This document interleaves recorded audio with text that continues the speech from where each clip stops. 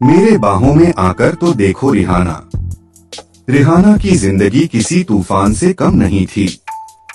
हर दिन हर पल एक नई चुनौती, एक नई दौड़। चकाचौंध भरी दुनिया में वह नाम कमा चुकी थी, लेकिन अंदर से कहीं न कहीं एक खालीपन उसे सालता था। नींद भी पूरी नहीं होती थी, सुकून तो जैसे उससे कोसों दूर जा चुका था। वह अक्सर सोचती, क्या कोई ऐसी जगह है जहां मैं बस खुलकर सांस ले सकूं, जहां सब कुछ शांत हो और मैं सुरक्षित महसूस करूं। एक दिन उसकी मुलाकात राहिल से हुई। राहिल जो शहर की आपाधापी से दूर एक शांत पहाड़ी गांव में रहता था। उसकी आंखें गहरी और शांत थीं और उसकी आवाज में एक अजीब सा अपनापन था। पहली मुलाकात में ही रिहाना को राहिल के साथ कुछ अलग महसूस हुआ। वह कोई फैन नहीं था, कोई बिजनेस पार्टनर नहीं, बस एक ऐसा इंसान जो उसे समझ रहा था। रिहाना राहिल ने एक बार उससे कहा, उसकी आवाज में एक गहरी भावना थी, मेरे बाहों में आकर तो देखो, खुदा की कसम जन्नत जैसा सुकून महसूस करोगी, फिर कभी ना भूल पाओगी। रिहाना हैरान रह गई। उसे ऐसे सीधे और सच्चे शब्द सुनने की आदत नहीं थी। शहर में लोग हमेशा कुछ चाहते थे, लेकिन राहिल की बात में एक निस्वार्थ भाव था। उसने सोचा, शायद यह वही सुकून है जिसकी मुझे तलाश है।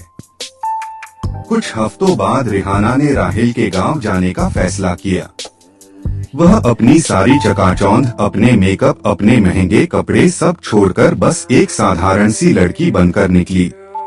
पहाड़ी रास्ते, हरी भरी वादियां और दूर से आती नदी की आवाज ने उसके मन को छू लिया।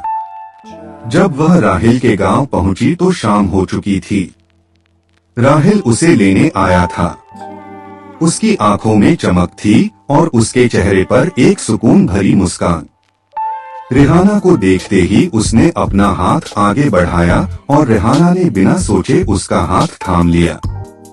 राहिल उसे अपने छोटे से घर ले गया, जहां मिट्टी की खुशबू थी और दीवारों पर खूबसूरत चित्र बने हुए थे। कहानी पसंद आए तो लाइक, शेयर और सब्सक्राइब जरूर करें। रात को वे छत पर बैठे तारों को देख रहे थे। गांव में बिजली की उतनी व्यवस्था नहीं थी, इसलिए आसमान में तारे बहुत साफ दिख रहे थे, जैसे किसी ने हीरे बिखेर दिए हों। राहिल ने धीरे से अपना हाथ बढ़ाया और रिहाना के कंधे पर रखा। रिहाना को पहली बार लगा कि वह सचमुच सुरक्षित है। यहाँ सब कितना शांत है राहिल, रिहाना ने फुसफुसाया। हाँ, राहिल ने कहा, यहाँ जिंदगी तेज नहीं भागती, यहाँ हर पल को जिया जाता है। फिर धीरे से राहिल ने रिहाना को अपनी बाहों में खींच लिया। रिहाना को लगा जैसे वह किसी गर्म सुरक्षित खोल में समा गई हो। राहिल की बाहों में उसे एक ऐसी शांति महसूस हुई जो उसने कभी सपनों में भी नहीं सोची थी।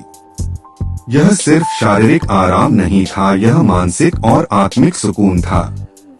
उसे अपनी सारी चिंताएं, सारी भागदौड़, सब कुछ दूर होता महसूस हुआ।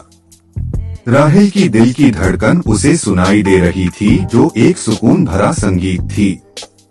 उसकी सांसों की गर्माहट रिहाना को एक अजीब सी ऊर्जा दे रही थी।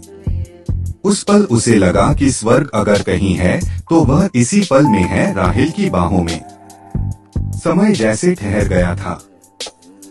रिहाना ने आंखें बंद कर लीं और उस एहसास को अपने भीतर उतरने दिया। उसने महसूस किया कि यह वही जन्नत जैसा सुकून था जिसकी तलाश में वह सालों भटकी थी।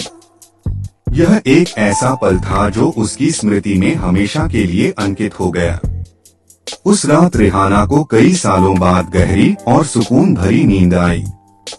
सुबह जब वह उठी तो उसके मन में एक नई ऊर्जा थी, एक नई शांति थी। राहिल की बाहों ने उसे सिर्फ आराम नहीं दिया था, बल्कि उसे अपनी आत्मा से फिर से जोड़ दिया था।